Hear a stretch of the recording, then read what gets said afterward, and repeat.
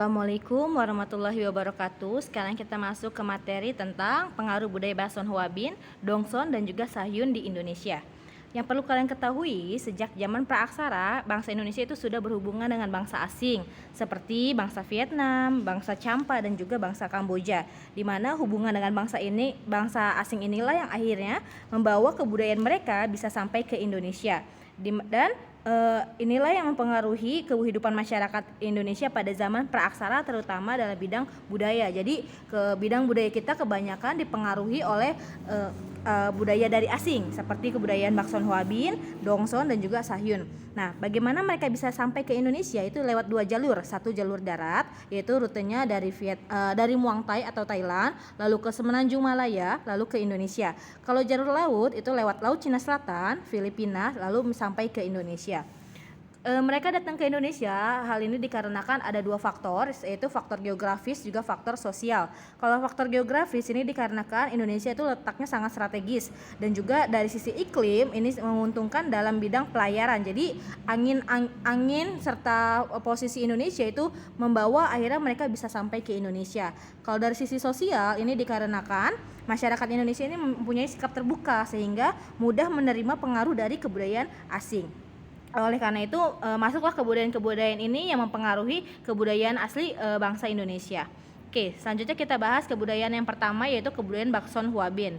Kebudayaan Bakson Hwabin ini dipopulerkan oleh seorang arkeolog Perancis yang bernama Madeleine Colany tahun 1920-an, di mana Madeleine Colany ini berpendapat bahwa daerah yang bernama Bakson dan juga Hwabin itu yang berada di pergunungan sekitar Teluk Tonkin, Vietnam, ini merupakan daerah yang dianggap menjadi pusat pembuatan alat-alat batu dengan ciri khas, yaitu dipangkas pada satu atau dua sisi permukaannya.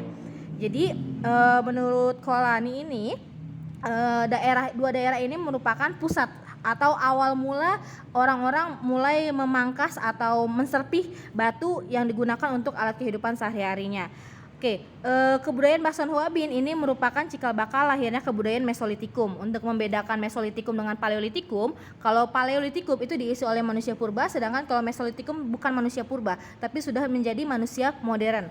Oke, ciri khas dari kebudayaan Mesolitikum atau kebudayaan yang dibangun oleh pengaruh Bakson Hwabin ini adalah mereka mengembangkan alat-alat tuh dari gerabah sederhana dan juga serpihan-serpihan batu, di mana serpihan batu ini menyerupai sebuah kapak yang fungsinya sebagai alat pemotong. Bentuk-bentuk batu ini biasanya berbentuk seperti segi empat, segitiga, lonjong, serta ada juga yang berpinggang atau memiliki lekukan. Kekhasan peralatan kebudayaan Bakson Hwabin dapat dilihat dari proses pembuatannya, di mana pembuatannya ini berupa yaitu batu kali. Jadi cara membuatnya adalah batu kali yang ukurannya kira-kira satu kepal tangan, ini diserpih pada satu sisi atau dua sisi permukaannya. Jadi itu adalah ciri khas dari kebudayaan Bakson Hwabin.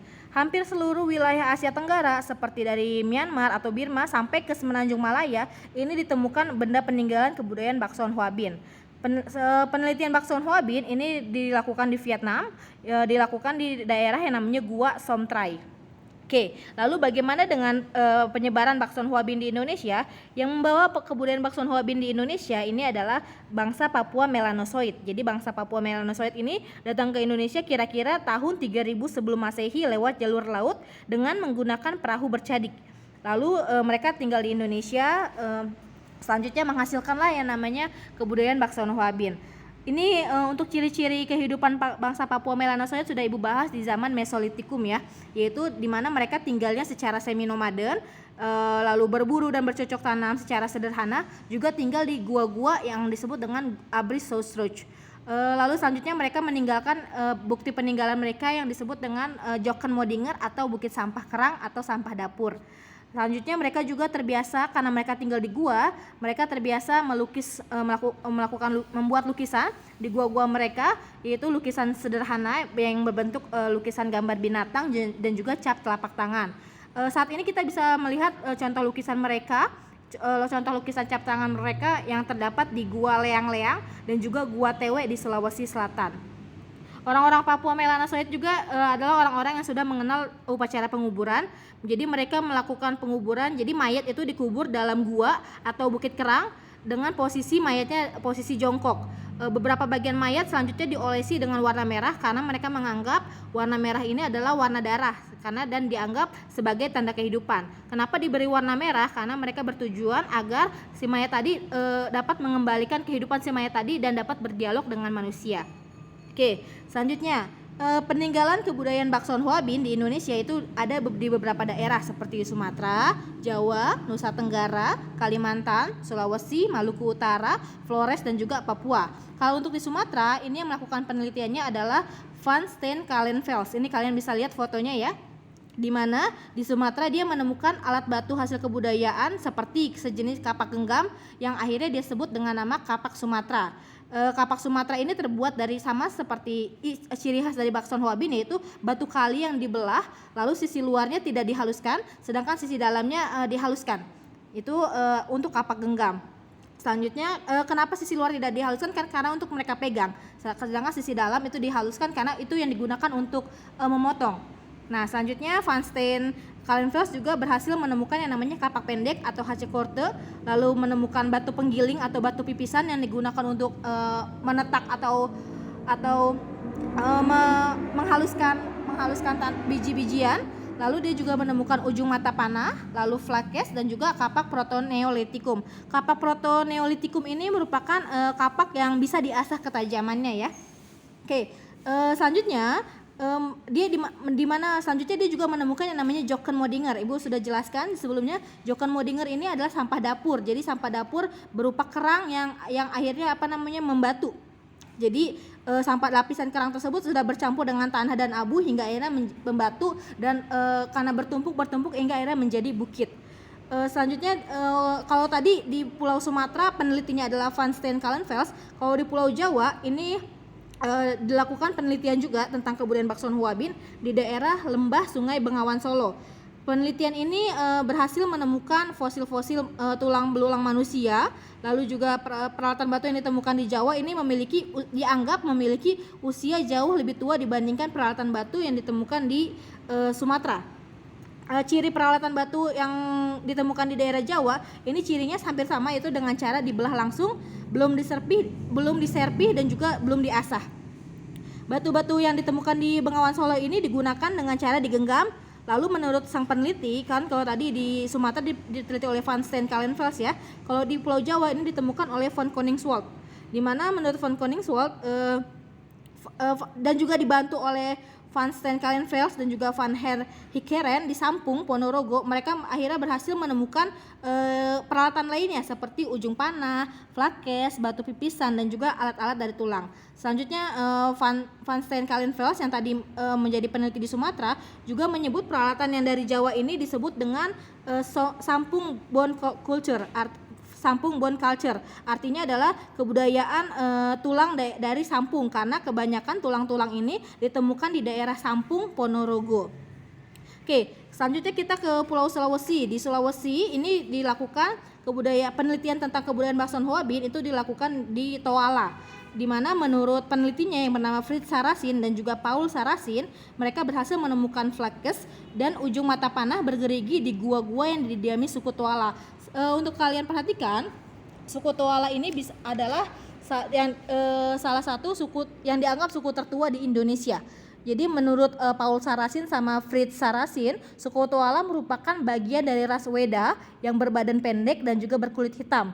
Atas dasar tersebut akhirnya Kuncharaningrat tuh orang Indonesia ya, peneliti Indonesia, antropolog Indonesia, dia menyimpulkan kalau suku Toala merupakan keturunan bangsa Austromelanozoid dan adapun ras Wedanya juga yang dulunya mendiami wilayah Asia bagian Tenggara yang saat itu, jadi kenapa bisa sampai ke Indonesia karena dulu kan terjadi yang namanya zaman es ya, zaman glasial, jadi daratannya masih bersatu.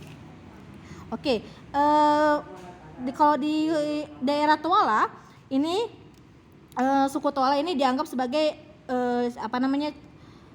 salah satu keturunan dari bangsa Papua Melanozoid yang berhasil mengembangkan kebudayaan Bakson Huabin di Sulawesi. Selain di Toala, ditemukan juga di Kabenge, di mana benda yang ditemukan di daerah Kabenge ini adalah alat-alat batu yang berasal dari periode Pleistosen dan juga Holosen, di mana saat itu dianggap banyak daerah yang masih bersatu. Oke, selanjutnya ada upaya untuk menemukan alat-alat dari batu juga di daerah Maros. Jadi ada 3 daerah ya, ada di daerah Toala, ada di daerah Cabenge, lalu ada di daerah Maros. Di tempat-tempat tersebut akhirnya ditemukan alat dari batu seperti alat serpih yang berpunggung, serta juga mikrolit itu yang kapak kecil ya. Lalu selanjutnya alat-alat dari batu Toalian ini diperkirakan berumur kira-kira 7.000. Jadi 7.000 tahun. Jadi karena sudah ditemukan diperkirakan berasal 7.000 tahun yang lalu. Selanjutnya perkembangan peralatan batu di daerah Maros diperkirakan juga sama-sama dibuat ketika mereka membuat yang namanya tembikar. Oke, selain di Sumatera, Jawa, dan Sulawesi, benda peninggalan kebudayaan Bakson Hoabin juga ditemukan di daerah Timor dan juga Pulau Rote. Di daerah tersebut yang melakukan penelitian adalah Alfred Buhler, di mana dia menemukan flakes dan juga ujung mata panah yang terbuat dari ukiran batu indah. Peralatan batu kebudayaan Bakson Hoabin juga berhasil ditemukan di daerah pedalaman seperti Semenanjung Minahasa, Flores, dan juga Maluku Utara. Oke, Ibu ulangi lagi ya. Kalau yang di Sumatera, penelitinya adalah foto sesuai dengan foto ini, itu Van Steen Kallenfels. Kalau di Pulau Jawa, penelitinya itu adalah von Koningswald, atau bisa dibilang Van Steen Kallenfels pun juga ikut melakukan penelitian. Kalau di Sulawesi dilakukan oleh Fritz Saracen dan juga Paul Saracen. Kalau di daerah Timur dan juga Rote itu penelitiannya adalah Alfred Buhler. Oke, kita masuk menjelaskan hasil kebudayaan Bakson Hoabin. Ini adalah benda-benda peninggalan kebudayaan Bakson Hoabin. Di mana kembali Ibu ingatkan, kebudayaan Bakson Hoabin ini masuk ke dalam kebudayaan Mesolitikum. Lalu di mana ciri khasnya adalah masih berbentuk alat batu yang belum diasah secara sempurna. Kemampuan membuat alat batu berkembang pesat setelah mereka terpengaruh budaya Mongoloid. Jadi nanti datang bangsa Mongoloid, datang bangsa baru mereka mulai mengasah lebih sempurna lagi. Oke, sekarang kita akan Ibu jelaskan alat-alat satu-satu ya. Yang pertama, gambar pertama ini bisa kalian lihat gambar flakes di mana ini adalah alat serpih kecil yang terbuat dari batu. Lalu dibuat juga kalau terbuat dari batu biasa namanya flakes. Sedangkan kalau yang terbuat dari batu indah yang berwarna itu disebut dengan kalsedon. Jadi beda antara flakes sama kalsedon ya. Sama-sama alat serpih yang terbuat dari batu, tapi kalau batu biasa namanya flakes, kalau batu berwarna disebut dengan kalsedon. Fungsinya apa?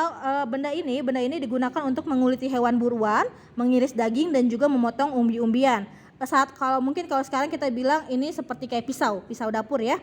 Wilayah ditemukannya flakes ini di daerah Sangiran, Pacitan, Gombong, Parigi, Jampang Kulon, Ngandong, Lahat, Baturing, Cabenge, Wangka, Soa, dan Mangeruda atau di Flores. Oke, kita masuk yang kedua yaitu Jokenmodinger. Jokenmodinger ini juga merupakan salah satu ciri khas benda peninggalan zaman Mesolitikum.